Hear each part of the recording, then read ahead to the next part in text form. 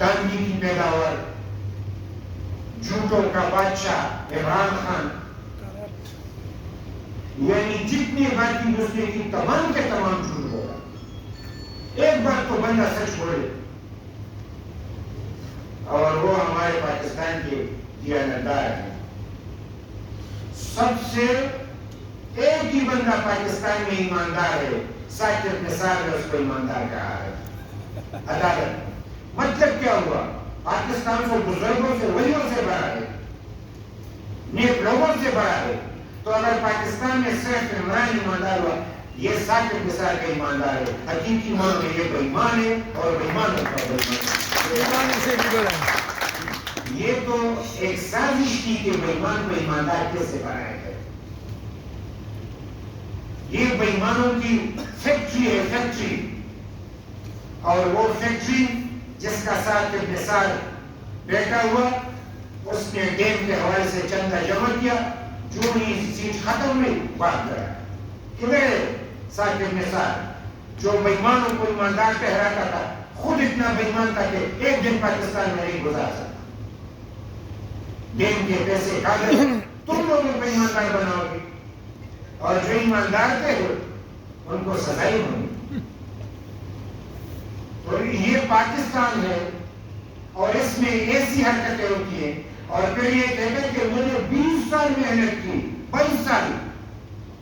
کوئی ایک بندہ تو پوچھے تمہاری عمر 70 سال ہے تو 50 سال کیا کرتے رہے؟ لوگ تو پیدا ہوتے ہی سیاست میں قربانیاں دیتے ہیں. جن کی 30 سال عمر ہوتے 30 سال وہ جدوجہد کرتے. میں آپ کے سامنے کھڑا ہوں، میرا 63واں سال چل رہا ہے، اور میں 68 میں عملی طور پہ سیاست میں آیا.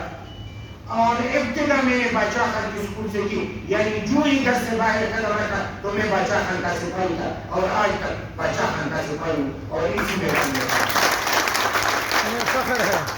یہ کوئی بات ہوئی؟ میں نے 22 سال محنت کی، خاک محنت کی. تمہیں بنایا سوشل میڈیا کے لوگ کیے گئے، مصنوعی طریقے سے تمہیں لیڈر بنایا گیا. آج تم سے یہ مصنوعیت آکسیجن ختم ہو جائے تو لیڈر کے بغیر تم زندہ نہیں رہ سکتے، مر جاؤ گے. آج وہ ہمارے ایماندار بن بیٹھا ہے. اور جب سیاستدانوں کا اجلاس ہوتا ہے اپوزیشن کا اور اسٹیبلشمنٹ کے بیچ میں قوم کے فیصلے ہوتے ہیں، تو اس میں وزیر اعظم کو نہیں بلایا جاتا. اس کی وقت نہیں ہے. وہ ہو تو کیا ہے، نہ ہو تو کیا. یعنی ایسا وزیر اعظم کہ جس کو کوئی یعنی نہ معاشرہ تول میں بھی کوئی شمار نہ کرے، نہ تولا اور نہ معاشرہ، نہ دین نہ تیرا، کچھ بھی نہیں. یہ کیا ہے؟ یہ پاکستان کے ساتھ مذاق کھیلتے ہیں، اور پھر کہتے ہیں کہ ہم صدارتی نظام لے آئے. یعنی 5 سال وزیر اعظم، کٹپتلی وزیر اعظم، جعلی وزیر اعظم، اسٹیبلشمنٹ کا لاڈلا وزیر اعظم، جو کچھ اسے کرنا تھا وہ کر کے دکھایا. اب اسی کو صدارتی نظام کے ذریعے لایا جائے گا. یعنی اب صدارتی نظام پاکستان میں کبھی نہیں چل سکتا. یہ 4 اکائیوں پہ مشتمل پاکستان ہے. اس کو پارلیمانی جمہوریت چاہیے، اور جو نظام یہاں پہ ہے اسی نظام کو چلتا رہنا چاہیے. لہذا سازشیں بند کی جائے، 18ویں ترمیم کو نہ چھیڑا جائے، NFC وارڈ کے جو بھی سماعت صوبوں کو دیے جائے، پروونشل اٹارنی کو مانا جائے، اور صدارتی نظام کی شکل میں ویسے بھی ڈکٹیٹرشپ ہے. عمران کی حکومت کیا ہے؟ یہ تو جمہوریت کا مذاق اڑانا، اور یہ بھی آپ کو منظور نہیں ہے. اس کے بعد صدارتی نظام اس پاکستان میں، اس میں 1 یونٹ بنا تھا تو پاکستان ٹوٹ گیا.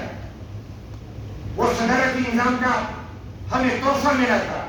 باقیماندہ پاکستان کو رکھنا ہے تو جمہوری پارلیمانی وزیر اعظم کی سسٹم کی بنیاد پہ یعنی 4 اکائیوں کو اپنا حقوق دو گے اور اس آئین کو مانو گے جو کہ 73 کا آئین ہے، تب پاکستان چلے گا، اس کے بغیر پاکستان نہیں چل سکتا۔ یہ کیا مذاق ہوئی؟ تو میں اتنا ضرور کہوں کہ موجودہ مسئولین اور جاری وزیر اعظم کے دیر وقت ہے، یعنی اس جاری وزیر اعظم کے کوئی مجھے ایک پالیسی بتائے کہ درست ہے، ایک کوئی بتا دے۔ ہاں، جھوٹ بولنے کی فیکٹری زیادہ کامیاب ہے، اور اس نے اپنے وزراء کو بھی جھوٹ پہ اتنا عادی کیا ہے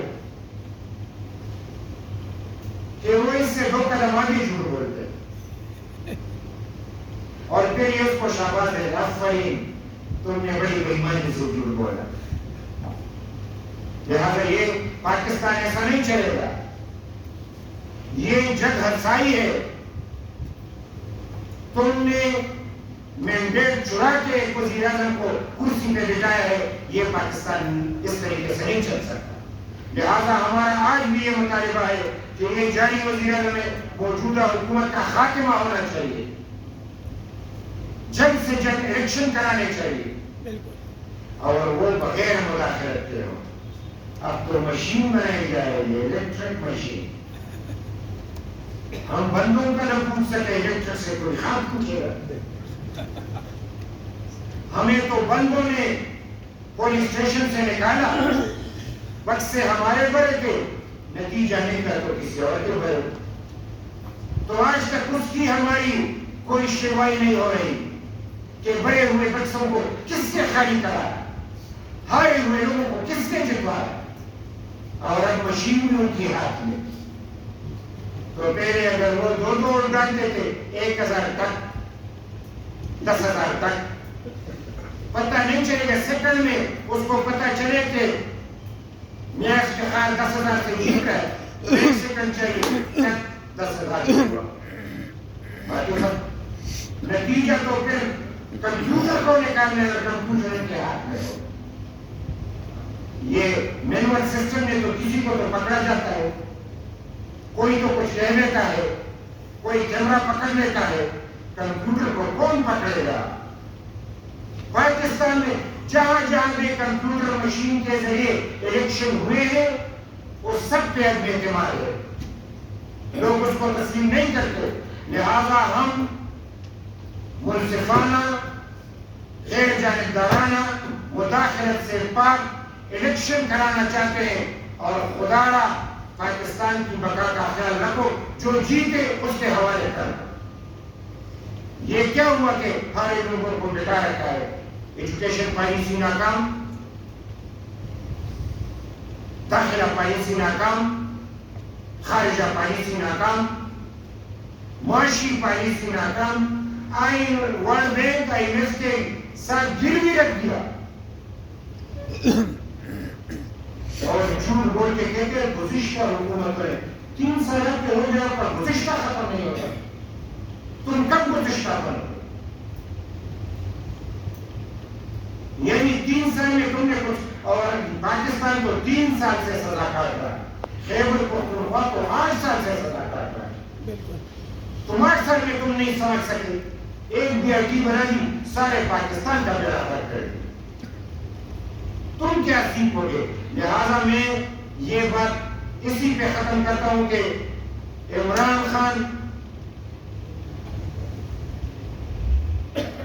خان کے حوالے سے یہ میں ضرور کہوں کہ یہ پاکستان کے لیے ایک سزا ہے، پاکستانیوں کے لیے ایک سزا ہے، اور جن لوگوں نے ان کو بٹھایا یہ پاکستان سے بدلہ لینا چاہتے ہیں، یہ پاکستانیوں سے بدلہ لینا چاہتے ہیں۔ کوئی تو آ کے نیچے دیکھے، غریبوں کے ایک وقت کی روٹی ہے، دوسرے وقت کی نہیں، مہنگائی آسمان سے باتیں کر، کوئی پوچھ، ایک وزیر کہتا ہے کہ مہنگائی نہیں آئی تو تبدیلی کیسے ہے؟ یہ ترقی تب ہوتی جب مہنگائی رہتی، تمہارا بیڑا غرق، یہ تبدیلی ہے۔ اور پھر ہمارے ایک وزیر وہ کہتے ہیں خیبر پختونخوا میں تو سرے سے غریب بھی نہیں اور کچا مکان بھی نہیں، شاید اس کی آنکھیں جواب دے گئی. چشمہ یہ جاتے وقت کچا مکان نہیں دیکھ سکتا. چشمہ بنا اس نہ جانے وہ ہوش میں تاکہ نہیں. اگر کوئی کہے کہ خیبر پختونخوا میں کچا مکان نہیں تو اس کی آنکھیں ہیں, چشمہ بنا اس کا ذہن کام کر رہا ہے. پاگل ہے. سرکار کے پاس جائے, علاج تو کرائے. یہ کیا مذاق, یہ کس طریقے سے ہماری غربت کا مذاق اڑایا جا رہا ہے. لہذا میں یہ ان کی جو اپنی پالیسیاں ہیں اس کی وجہ سے ملک تباہی کے دوراہے پہ کھڑا ہے. اب رہی ہماری پالیسی افغانستان سے امریکہ جا رہا. امریکہ نے اعلان کیا اور سنا ہے کہ باگرام میں ایئرپورٹ سے آخری جو اس کے قافلہ تھا وہ بھی گیا.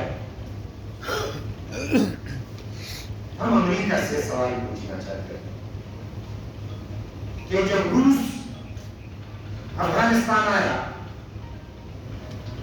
تو تمہیں اپنی مفادات کو جب خطرات لاحق ہوئے تو تم اس کے مقابلے میں یہاں پہ آئے اور ویتنام کا بدلہ لینے کے لیے تم یہاں پہ آئے. وہ بات ہو گئی, روس گیا. تم نے افغانستان کو جس کے حوالے کیا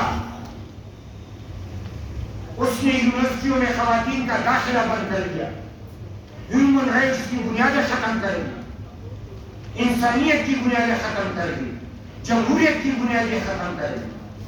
صرف ڈر کے مارے لوگوں کے امن کا ایک ڈنڈورا ٹوٹا گیا. واقعی افغانستان کو ایک قبرستان بنا دیا گیا, اس کے کرانے پہ پابندی رہی. کسی دنیا میں کسی بھی ملک کے ترانے پہ کبھی پابندی لگی ہے؟ تم نے ان کے ہاتھوں امریکہ نے چھوڑا, اور جب ان کا نئے لیول ہوا تو ان کو یاد آیا کہ ایسے لوگوں کے ہاتھوں ہم نے چھوڑا تھا کہ آج ہماری خیر نہیں. وہ 9/11 بھی جھوٹا واقعہ ہے, اس کی بھی الگ پس منظر ہے. یہ بھی امریکہ نے ڈرامہ رچا ہے, لیکن ڈرامہ رچا کے تھوڑا بورا بنایا. پھر آیا شان اور جان سے آیا کہ میں دہشت گردی کا خاتمہ کروں گا اور افغانستان میں جمہوریت کو مضبوط کروں گا اور یہاں پہ اس کی دفاعی پوزیشن مضبوط کروں گا. جب پورا امن ہو جائے, دہشت گرد ختم ہو جائے تو میں افغانستان سے جاؤں گا. اب امریکہ سے سوال ہے, افغانستان میں تم نے دہشت گردی ختم کر دی جب جا رہے ہو؟ تم نے وہاں پہ جمہوری حکومت مضبوط کر دی, تم نے اس کی دفاعی پوزیشن مضبوط کر دی. تمہارا تو ایک بس چلتا تھا کہ قطر میں مذاکرات ہو رہے تھے, ہم نے کہا کہ تمام اسٹیک ہولڈرز کو بٹھاؤ. جب دو بندوں کا جھگڑا ہوتا ہے تم فیصلہ کرتے ہو, جھگڑا ہوتا ہے تو دونوں فریقین کو بٹھاتے ہو نا. تو امریکہ نے ایک فریق کو بٹھایا, دوسرے کو نہیں بٹھایا. افغانستان حکومت کو نہیں بٹھایا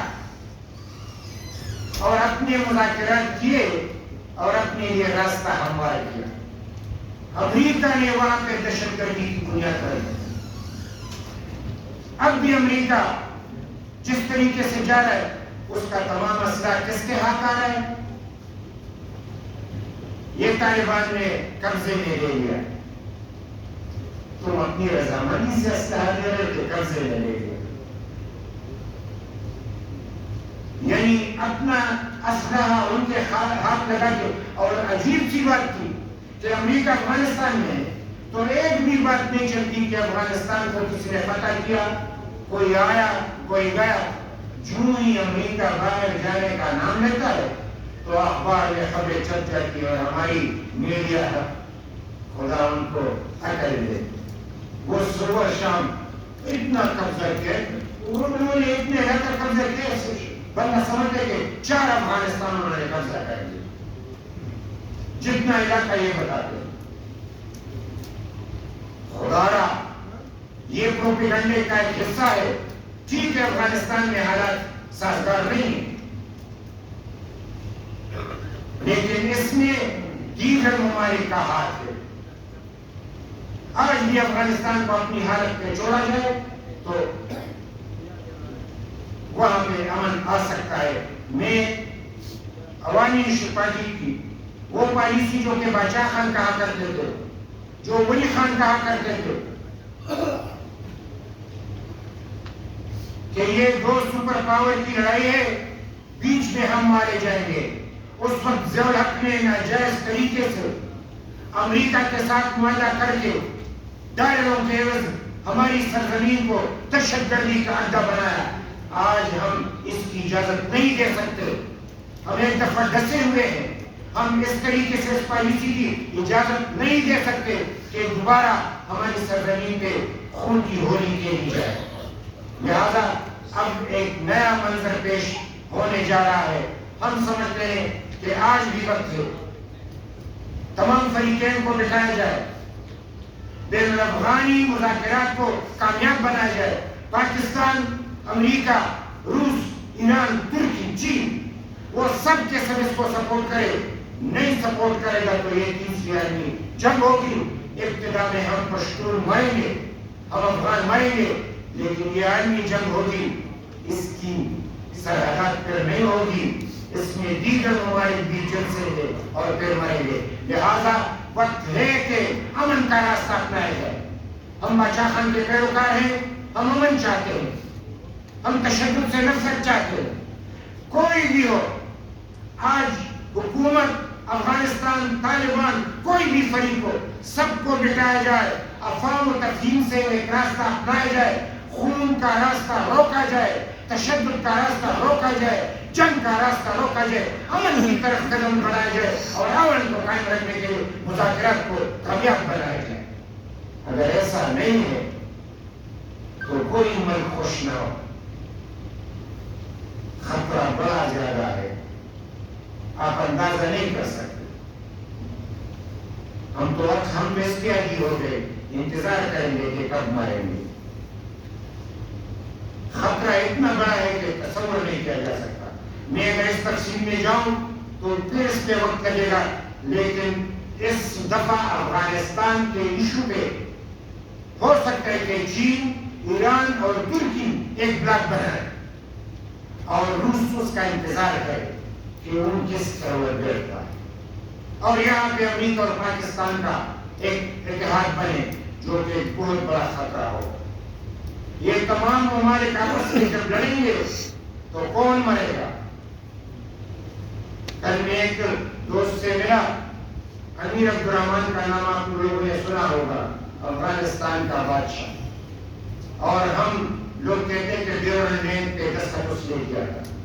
اس نے اپنی ایک کتاب لکھی ہے, اس نے کہا کہ میں نے یہ کیوں کیا, روس کے ساتھ اور برٹش انڈیا کے ساتھ یہ بارڈر میں نے کیوں منظور کی, یہ مانی, اس لیے کہ میرے علاقے کو خطرہ تھا.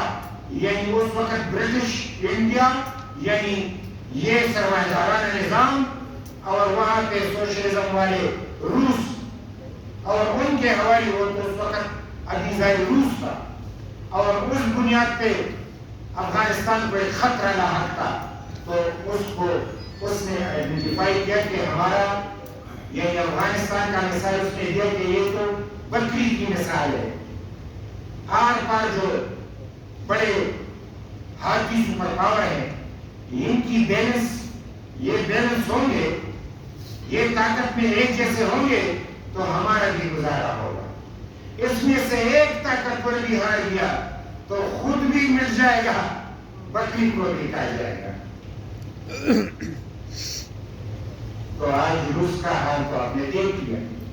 اب بدمست آدمی جو کہ پہلے برطانیہ کا یا امریکہ ہے, سب کچھ منیامنٹ کر رہا ہے. اس پالیسی میں کسی طور پاکستان کو ان کا ساتھ نہیں دینا چاہیے. ہمیں پاکستان کے لیے اپنی مفادات کے لیے پالیسی بنانا چاہیے, کسی اور کے مفادات کے لیے ہمیں پالیسیاں منظور نہیں. یہ 40 سال جو ہم نے مصیبتیں سہی ہے, بس اتنی سی کافی ہے. اور میں اشارتاً کہوں, شاید تفصیل سے اس وقت نہ کہہ سکوں, کہ مہاجرین کے لیے کیمپ تیار کر دیے گئے. $5 گیر میں 30,000 بندوں پہ محیط ایک کیمپ بنائے گئے، باجوڑ میں 2 کیمپ بنائے گئے. کیا ہم اتنا بھی نہیں پوچھ سکتے کہ یہ کیوں بنائے ہیں؟ کون آئے گا؟ افغانستان کے حوالے سے جب یہ کہہ رہے کہ وہاں پہ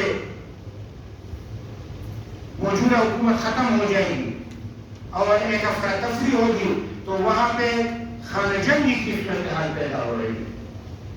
اور یہاں پہ لوگ آگے اتنی سی وضاحت کافی ہے کہ اب لوگوں کو پتہ چل چکا ہے، کوئی بات چپ نہیں سکتی. خدا اپنے ملک کو بچائیے، امن کی طرف جائیے، امن کا ساتھ دیجیے، اور جو خطرات منڈلا رہے ہیں ان کو روکنے کی کوشش کی جائے اور انسانیت کو بچایا جائے. یہی ہماری افغانستان پالیسی کے حوالے سے جو ہمارے یہاں پہ قریشی صاحب کے کیا ہے، وہ کہہ رہے کہ طالبان بڑے ہوشیار ہیں. اچھے ہوئے تم اس کو آج پتہ چلا.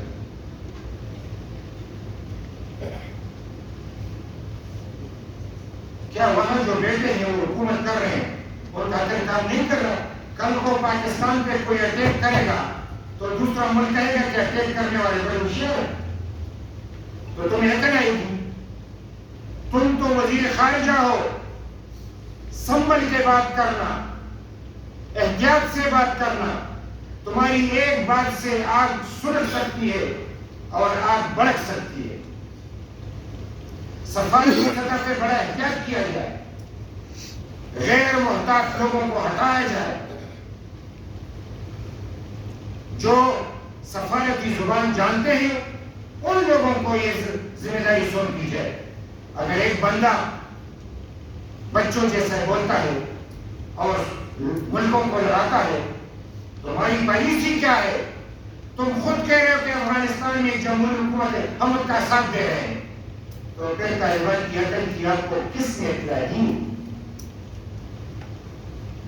ذرا احتیاط سے بولنا. لہذا ہم یہ سمجھتے ہیں کہ یہاں سے غیر محتاط رویہ ہمیں لے ڈوبے گا.